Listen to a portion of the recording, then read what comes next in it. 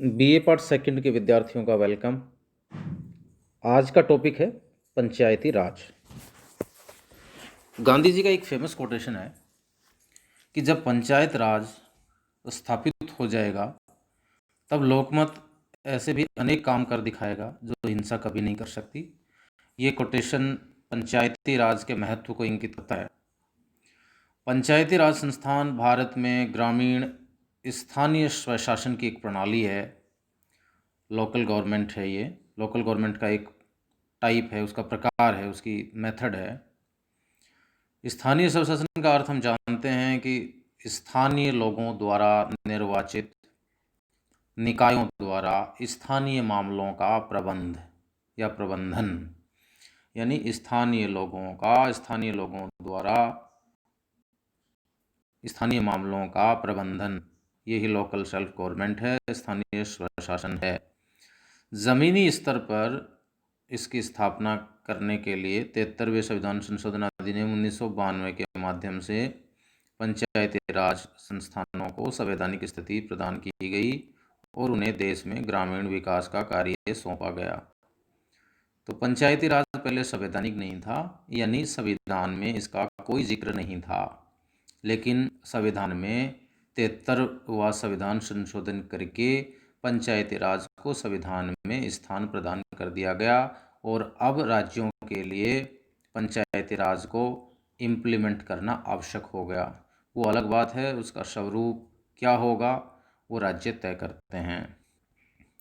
अपने वर्तमान स्वरूप और संरचना में पंचायती राज संस्थान ने 27 वर्ष पूरे कर लिए हैं, लेकिन विकेंद्रीकरण को आगे बढ़ाने, विकेंद्रीकरण का मतलब होता है शक्तियों का बंटवारा करना, क्योंकि अगर यदि शक्तियाँ एक जगह होती हैं तो उससे तानाशाही पनपती है, और यदि शक्तियों का बिखराव होता है, शक्तियाँ अलग अलग केंद्रों में विभाजित होती हैं, तो एक नियंत्रित शासन व्यवस्था उत्पन्न होती है जो ज़्यादा अच्छी मानी जाती है।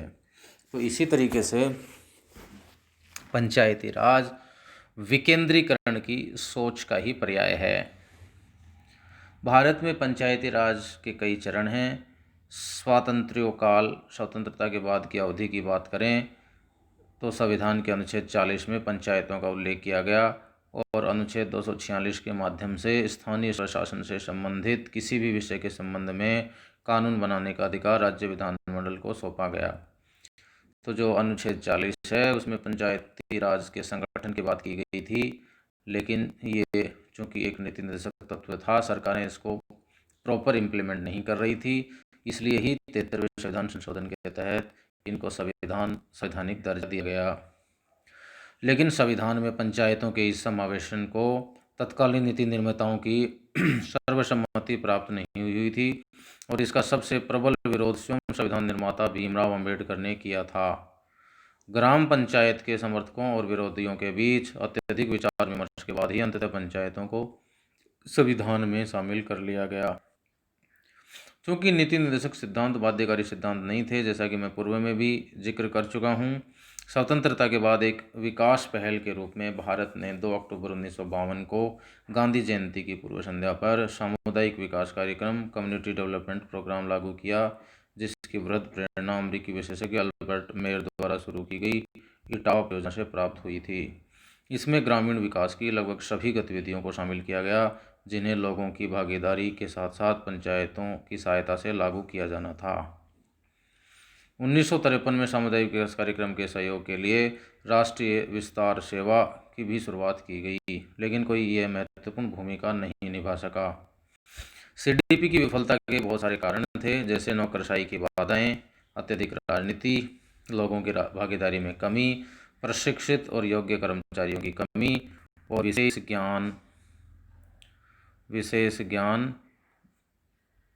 विशेष रूप से सीडीपी को लागू करने में ग्राम पंचायतों सहित स्थानीय निकायों की रुचि का अभाव।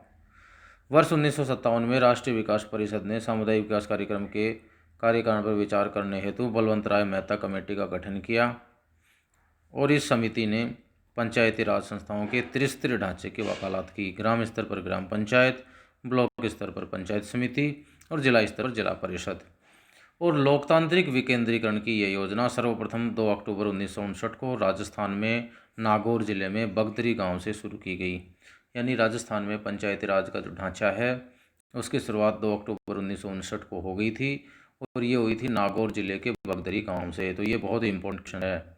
आंध्र प्रदेश में ये योजना उसके बाद लागू हुई। राजस्थान के बाद ये 1 नवंबर 1959 को शुरू की गई थी और उसके बाद क्रम से ये गुजरात, कर्नाटक, मध्य प्रदेश और महाराष्ट्र, उड़ीसा और पंजाब में भी इसे लागू कर दिया गया। 1977 में पंचायती राज को लेकर के एक दूसरी कमेटी गठित की गई जो अशोक मेहता कमेटी थी। समिति ने द्विस्तरीय पंचायती राज संरचना की अनुशंसा की जिसमें जिला परिषद और मंडल पंचायत शामिल थे। योजना विशेषज्ञता के उपयोग और प्रशासनिक सहायता की सुनिश्चितता के लिए राज्य स्तर से निचले जिले को विकेंद्रीकरण के प्रथम बिंदु के रूप में रखने की अनुशंसा की थी। कालांतर में पंचायतों के पुनरुद्धार और उनको नई ऊर्जा और प्रभावी करने के उद्देश्य से अन्य समितियां भी गठित की गई। उनके नाम इम्पोर्टेंट हैं: हनुमंत राव समिति, GV के राव समिति, LM सिंघवी समिति, केंद्र राज्य संबंधों पर सरकारी आयोग, PK थुंगन समिति और हरलाल सिंह खर्रा समिति 1990। GV के राव समिति 1985 ने जिले को योजना की बुनियादी इकाई बनाने और नियमित चुनाव आयोजित करने की सिफारिश की थी, जबकि ML सिंघवी ने पंचायतों को सशक्त करने के लिए उन्हें संवैधानिक दर्जा प्रदान करने तथा अधिक वित्तीय संसाधन सौंपने की सिफारिश की थी। संशोधन का चरण 64वें संविधान संशोधन के साथ शुरू हुआ जिसमें राजीव गांधी सरकार द्वारा पंचायती राज संस्थाओं को सशक्त बनाने के उद्देश्य से प्रस्तुत किया गया था, लेकिन यह विधेयक राज्यसभा में पारित नहीं हो सका। 73वें 74 संविधान संशोधन द्वारा भारत में ग्रामीण और शहरी क्षेत्रों में स्थानीय स्वशासन की नींव डाली गई और इसकी कुछ मुख्य विशेषताएं जरूर देख लेते हैं। इन संशोधनों में संविधान में 2 नए भाग जोड़े गए। संविधान का भाग 9 जो पंचायतों से संबंधित है और 9A जो नगर पालिकाओं से संशोधित है, जो 74वें संविधान संशोधन द्वारा जोड़ा गया। लोकतांत्रिक प्रणाली की बुनियादी इकाइयों के रूप में ग्राम सभाओं और वार्ड समितियों को रखा गया जिनमें मतदाता के रूप में पंजीकृत सभी वयस्क सदस्य शामिल होते थे। उन राज्यों को छोड़कर जिनकी जनसंख्या 20 लाख से कम हो तथा मध्यवर्ती और जिला स्तरों पर पंचायत की त्रिस्तरीय प्रणाली लागू की गई है। सभी स्तरों पर सीटों को प्रत्यक्ष निर्वाचन द्वारा भरा जाना है। अनुसूचित जातियों और जनजातियों के लिए आरक्षण का भी प्रावधान किया गया है। उपलब्ध सीटों में से कुल संख्या में से 1/3 सीटें महिलाओं के लिए आरक्षित हैं। SC ST के लिए आरक्षित स्थानों में से 1/3 सीटें इन वर्गों की महिलाओं के लिए आरक्षित हैं। निकायों के विघटन की स्थिति में 6 माह के अंदर निर्वाचन करना अनिवार्य है। मतदाता सूची के अधीक्षण, निर्देशन और नियंत्रण के लिए प्रत्येक राज्य में स्वतंत्र चुनाव आयोग होंगे। आर्थिक विकास और सामाजिक न्याय के लिए योजनाएं तैयार करने और योजनाओं में योजनाएं शामिल हैं जो 11वीं अनुसूची को कार्यान्वित करने के लिए पंचायतों को शक्ति व प्राधिकार प्रदान करने के लिए राज्य विधानमंडल विधि बना सकेगा। पंचायतों नगर पालिकाओं द्वारा तैयार की गई योजनाओं को समेकित करने के लिए 74वें संविधान में एक जिला योजना समिति का प्रावधान किया गया है। प्रत्येक राज्य में एक वित्त आयोग का गठन भी है ताकि उन सिद्धांतों का निर्धारण किया जा सके जिनके आधार पर पंचायतों और नगर पालिकाओं के लिए पर्याप्त वित्तीय संसाधनों की उपलब्धता सुनिश्चित की जाए। अब हम पंचायती राज संस्थाओं के मूल्यांकन की बात करते हैं। पंचायती राज संस्थाओं ने 27 वर्ष की अपनी यात्रा में उल्लेखनीय सफलता भी पाई और बड़ी विफलता भी झेली है। जहां पंचायती राज संस्थाएं जमीनी स्तर पर सरकार तथा राजनीतिक प्रतिनिधित्व के एक और स्तर के निर्माण में सफल रही हैं, वह बेहतर प्रशासन प्रदान करने के मामले में विफल रही हैं। देश में लगभग 25,000 पंचायती राज संस्थाएं एवं शहरी स्थानीय निकाय और 3 मिलियन से अधिक निर्वाचित स्थानीय स्वशासन प्रतिनिधि मौजूद हैं। 74वें संविधान संशोधन द्वारा यह अनिवार्य किया गया है कि स्थानीय निकायों के कुल सीटों में से कम 1/3 सीटें महिलाओं के लिए आरक्षित हों, लेकिन भारत में महिलाओं के पास वास्तविक सत्ता नहीं है। पंचायती राज संस्थाओं पर विचार करते हुए ये पाया गया है कि महिला राजनीतिक प्रतिनिधियों से महिलाओं के आगे आने और अपराधों की रिपोर्ट दर्ज कराने की संभावनाओं में वृद्धि हुई है। महिला सरपंचों वाले जिलों में विशेष रूप से पेयजल, सार्वजनिक सुविधाओं आदि में बढ़त निवेश किया गया है।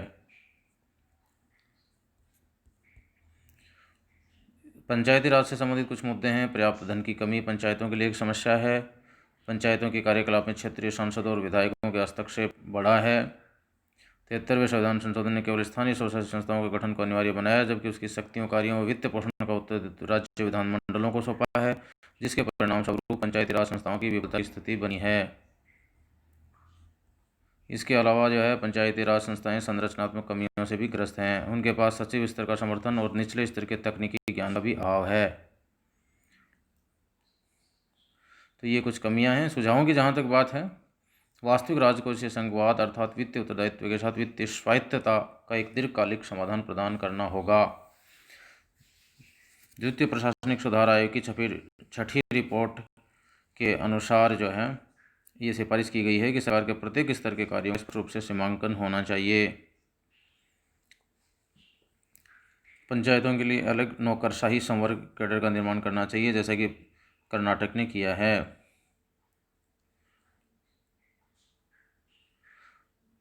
हाल ही में राजस्थान और हरियाणा जैसे राज्यों ने पंचायती चुनावों के प्रत्याशियों के लिए कुछ न्यूनतम योग्यता मानक तय किए हैं। इसी तरीके से लगभग सभी राज्यों को ऐसे न्यूनतम योग्यता मानक तय करने चाहिए। इस प्रकार से जो है यदि हम पंचायती राज यानी सच्चे लोकतंत्र के अपने अपने सपनों को साकार होते देखेंगे, तो हम सब जो है दीन और निम्नतम भारतीयों को भी भूमि के सबसे प्रभावशाली भारतीय के ही समान भारत के शासक के रूप में देखेंगे। लास्ट में ये गांधी जी का जो कोटेशन है वो पंचायती राज की सफलता और महत्व को इंगित करता है। धन्यवाद।